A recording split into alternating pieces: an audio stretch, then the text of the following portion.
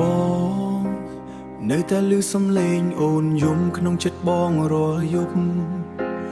មើលរូបថតចាស់ចាស់នៅក្បែរខ្នើអូននៅញញឹមតែបងវិញយំស្នេហ៍ដែលអូនធ្លាប់ជឿចិត្តបងវិញបំផ្លាញដោយដៃបងផ្ទាល់បងធ្លាប់សន្យាថានឹងស្រឡាញ់អូនតែចុងក្រោយបងក្បត់អូនទៅវិញ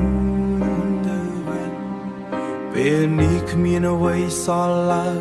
ក្រៅពីពាក្យថាបងសោកស្ដាយពេលអូនឈឺ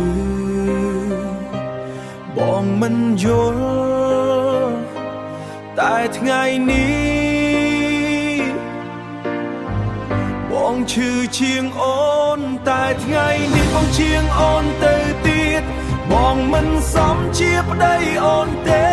មនុស្សដូចបងគួរតែឯកោបំផ្លាញស្នេហ៍ដែលអូនថែហើយទុកអូនឲ្យយំម្នាក់ឯង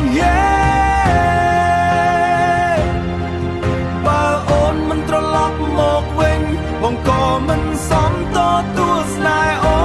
នសូមឲ្យអូនមានអ្នកថ្មីល្អជាងបងហើយភ្លេចមនុស្សខុសឈ្មោះបងទៅ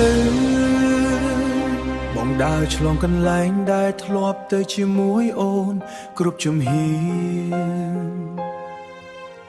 គ្រប់ជំហានគឺពោពេញដោយការចងចាំតែពេលនេះគ្មានដៃអូនចាប់នៅសល់តែខ្យល់និងភាពឯកោមនុស្សដែលបងទៅរកមិនដែលស្រឡាញ់បងដូចអូន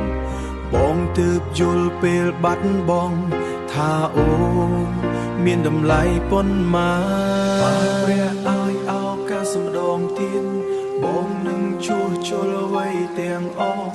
បើសិនថ្ងៃណាវាយឺតពេលហើយតែប្រហែលវាយឺតពេលហើយព្រោះអូនទៅឈ្មោះបងក្នុងនោះទៀត